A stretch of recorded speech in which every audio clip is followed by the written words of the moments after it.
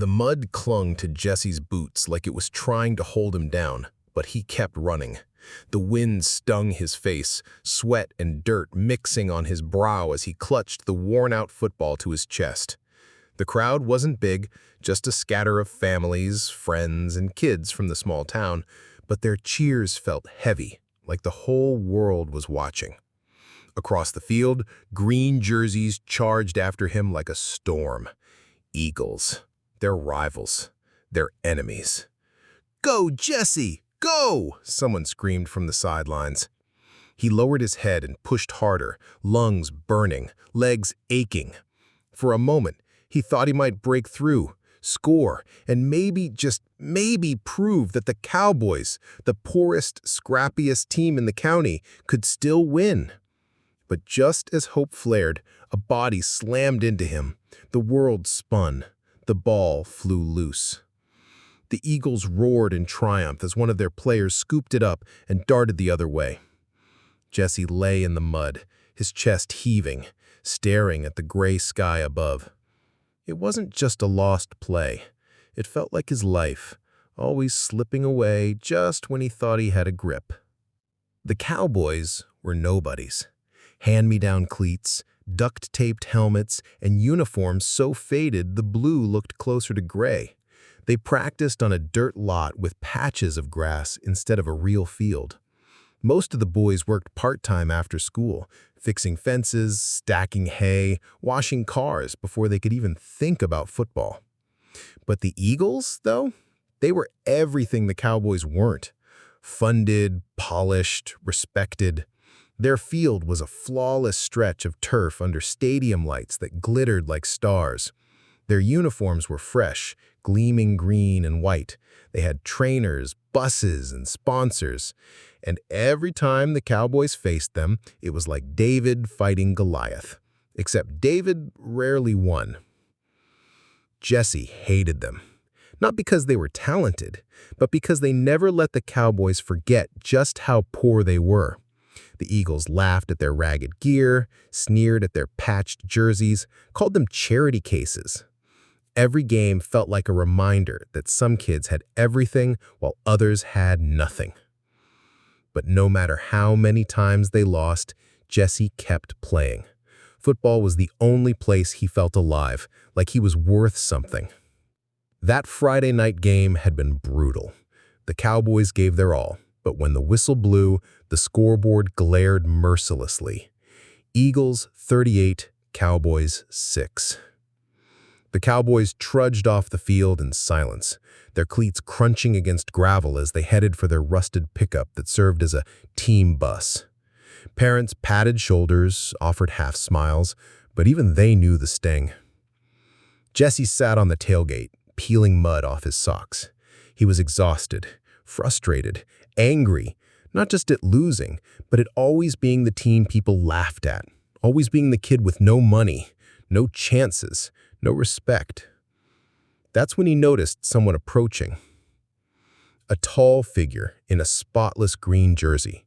Number 12, Ryan Mitchell, the Eagles' star quarterback, the golden boy, the one everyone adored.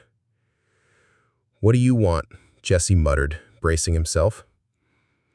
Ryan held out a hand, but not in mockery. His face wasn't smug. It was uncertain, nervous even. "You played hard out there," he said. His voice was steady but softer than I expected. "You've got speed, heart. You just don't have—" He glanced at Jesse's worn-out cleats, the split seams. "The same chances we do." Jesse frowned. Compliments from rivals didn't mean much. "Save it. You guys already got your win. Go celebrate." But Ryan didn't leave. Instead, he shifted awkwardly, as though battling with something inside him. Finally, he blurted out, "Look, I know it sounds crazy, but my dad owns Mitchell's Sporting Goods. He sponsors half our gear. We've got storage rooms filled with equipment, helmets, pads, cleats, stuff we don't even use." He swallowed. "If I talk to him, maybe I could get some for your team." For a moment, Jesse just stared. It felt like a cruel joke. The Eagles? Help the Cowboys? Impossible. Yet Ryan's eyes weren't mocking. They were sincere. "Why would you do that?" Jesse asked finally. Ryan shrugged. "Because it's not right. Because winning shouldn't just be about money. And because," he gazed down, almost ashamed, "my little brother quit football last year. He wanted to play for your team. Said you liked how you guys never gave up, no matter what. But my dad wouldn't let him. Said it was embarrassing. I think he was wrong." The words hit Jesse harder than any tackle.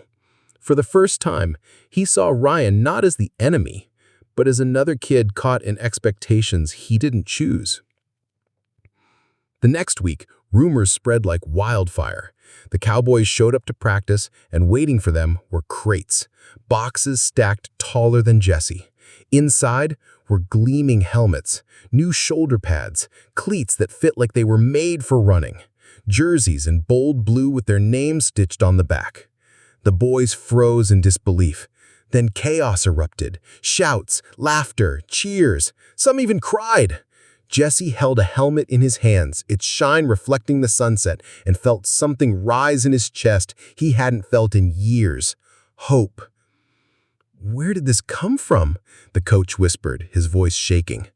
Jesse looked across the lot. Parked near the fence was Ryan Mitchell's car. He didn't come closer, didn't want credit. He just gave Jesse a nod before driving off.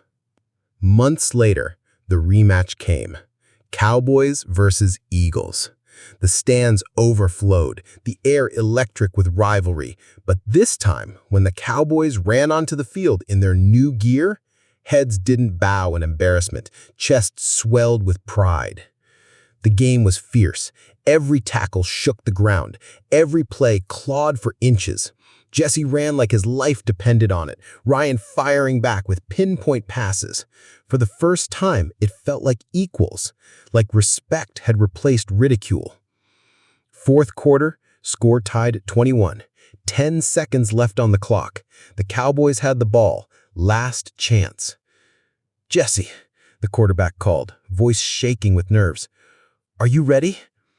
Jesse's heart thundered. He looked at the end zone, then at Ryan across the line, calm and steady and green. This was it, the moment that could rewrite everything. The snap came. Jesse bolted, cleats digging into the turf. He cut right, then left, defenders closing in. The ball spiraled through the air, high, desperate, perfect. Jesse leapt, arms outstretched, for a second time froze. The ball smacked into his palms. His feet hit the ground. One defender lunged, another clawed, but Jesse drove forward with every ounce of strength he had left, breaking the tackle and stumbling across the goal line just as the horn blared. Touchdown. The field exploded. The Cowboys had done the impossible. They had beaten the Eagles. Jesse collapsed to his knees, tears mixing with sweat as his teammates swarmed him. In the chaos, he looked up and saw Ryan on the other side of the field. Their eyes met, and instead of bitterness, Ryan smiled, a small, proud smile, then clapped his hands slowly in respect. That single game changed everything. The Cowboys weren't a joke anymore. Sponsors came. Scholarships followed. Doors opened that had always been locked. Kids who thought they'd never escape small-town poverty suddenly believed they could rise. And it all started with one act of kindness from a rival who dared to see beyond colors of a jersey.